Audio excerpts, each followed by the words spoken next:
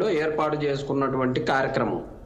అది ఎటువంటి పరిస్థితుల్లో కూడా వాళ్ళ కమ్యూనిటీకి సంబంధించినటువంటి వాళ్ళు, వాళ్ళ కుల పెద్దలందరూ కూడా ఒక విగ్రహావిష్కరణ చేసుకోవాలన్న కార్యక్రమానికి ఇందాక దానికి సంబంధించినటువంటి అధ్యక్షుల వారు కూడా చెప్తా ఉన్నారు. 95 గ్రామాల నుంచి ప్రతి కులానికి సంబంధించిన గౌడ కులాలకి సంబంధించిన వారిని, ప్రతి వాళ్ళని ప్లస్ మిగతా అన్ని కులాల వాళ్ళని కూడా పిలిచి మేము ఆ కార్యక్రమానికి ఆయన మనవరాలైనటువంటి గౌతు శిరీష గారిని గెస్ట్గా పిలుచుకుంటూ లోకల్ నాయకుడైనటువంటి మంత్రి గారిని, ఆయన ఏ పార్టీలో ఉన్నప్పటికి కూడా అక్కడ లోకల్ నాయకుడిగా పిలిచామని చెప్పేసి వాళ్ళు వివరణ ఇవ్వటం జరిగింది.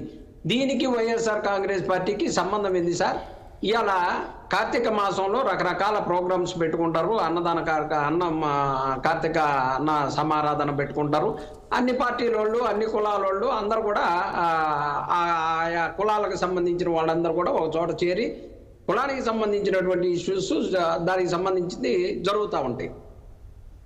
ఈరోజు ఏదో వాళ్ళు బాగానే ఉన్నారు, కార్యక్రమం చేసుకున్న వాళ్ళు బాగానే ఉన్నారు, పిలిచిన వాళ్ళు బాగానే ఉన్నారు, మాట్లాడుకున్న వాళ్ళు బాగానే ఉన్నారు, అందరూ బాగానే ఉన్నారు.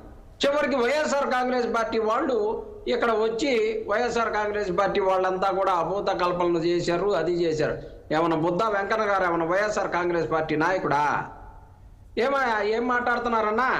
అలాగే సార్, సర్దార్ గౌతు లచ్చన్న గారు జాతి సంపద, గౌతు లచ్చన్న గారు స్వాతంత్ర సమరయోధుడుగా గుర్తించి వైఎస్ రాజశేఖర రెడ్డి గారు 2 రాష్ట్రాలు కలిసి ఉన్నప్పుడే, ముఖ్యమంత్రిగా ఉన్నప్పుడే రవీంద్ర భారతిలో వాళ్ళ కుటుంబానికి సంబంధించిన వాళ్ళు ఏ పార్టీలో ఉన్నప్పటికీ కూడా ఆయన జాతి సంపదగా భావించి ఆయన్ని జాతి నాయకుడిగా గుర్తించి గౌరవించి రవీంద్ర భారతిలో ఒక ప్రత్యేకమైనటువంటి ప్రోగ్రాం చేసినటువంటి గొప్ప నాయకుడు రాజశేఖర రెడ్డి గారు.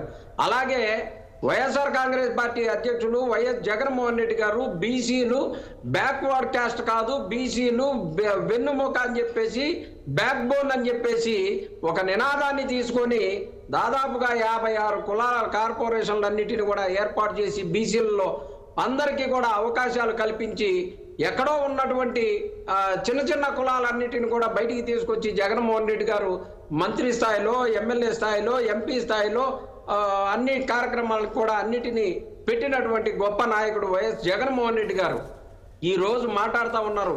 ఆయన ఎందుకు జోగి రమేష్ గారు వచ్చారని, కులానికి సంబంధించినటువంటి ఇన్విటేషన్ ఉండటం వల్ల సర్దార్ గౌతమ్ లచ్చన్న గారి కార్యక్రమాన్ని గౌడ కులానికి చెందినటువంటి జోగి రమేష్ గారు కూడా ఆయన ఆ కార్యక్రమంలో పాల్గొనటం జరిగింది. కార్యక్రమం కులానికి సంబంధించినటువంటిది, సర్దార్ గౌతు లచ్చన్న గారి మనవరాలు వాళ్ళు పెట్టినటువంటి ప్రోగ్రాం కాదని ఆమె చెప్తా ఉంది కదా. ఈరోజు కన్నీరు పెట్టించారు సార్. ఆడపిల్లని గౌడ కులానికి చెందినటువంటి తన తాతగారికి సంబంధించినటువంటి విగ్రహావిష్కరణ కార్యక్రమానికి వస్తే దాన్ని టీడీపీ పార్టీ కూటమి అంతా కూడా బీసీలకి ఇవాళ వెన్నుపోటు పొడిచిందనడానికి ఇది ఒక ఉదాహరణ చెప్పొచ్చు. ఇవాళ బీసీలకి వెన్నుపోటు పొడిచినటువంటి ఉదాహరణ ఎందుకు అంటున్నానంటే, ఒక యాదవ కులానికి చెందినటువంటి మంత్రి పార్థసారథి గారు వైఎస్ఆర్ కాంగ్రెస్ పార్టీ నుంచి టీడీపీలోకి పోయి ఆయన మంత్రి అయ్యాడండి.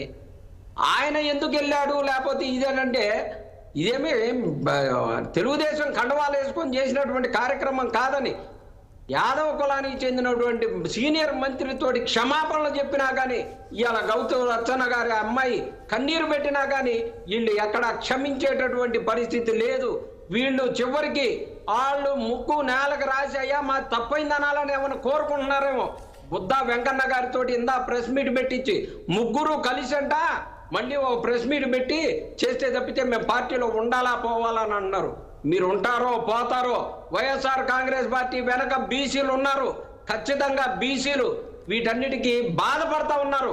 ఇలా ఆ జాతీయ నాయకుడు ఆయన మాట్లాడుతూ ఉంటే బాధేస్తా ఉంది. బీసీలని ఇలానా చూసేది తెలుగుదేశానికి సంబంధించిన వాళ్ళు అర్థం చేసుకొని మాట్లాడాల్సినటువంటి పరిస్థితి.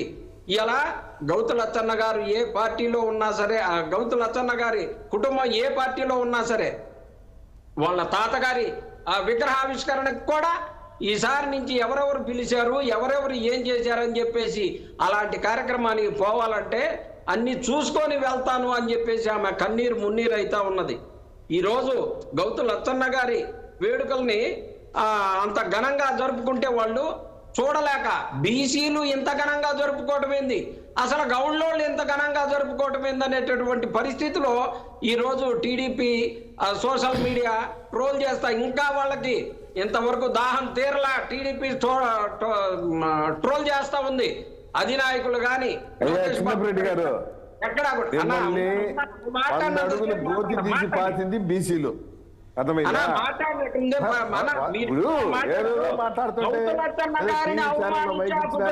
ఇష్టం వచ్చినట్టు మాట్లాడుకుంటూ 11 సీట్లకు మీ తోకలు కత్తిరించింది బీసీలు.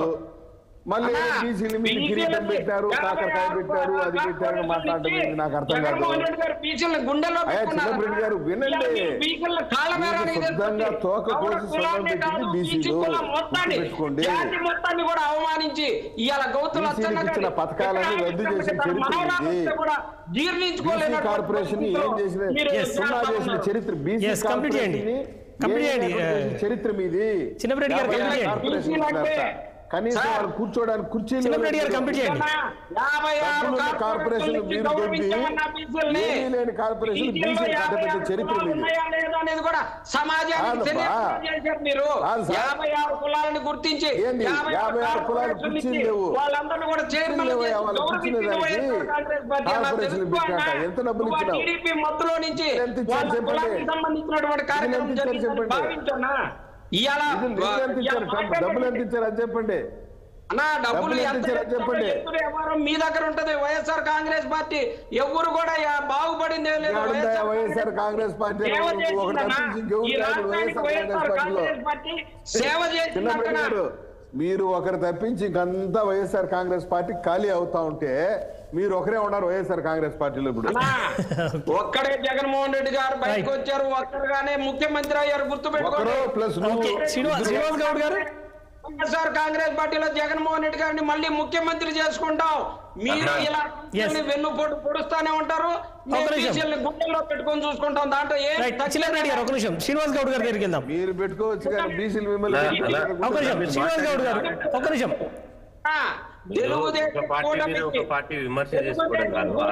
ఒక నిమిషం చిన్నప్పటి గారు, ఒక నిమిషం ఆగండి.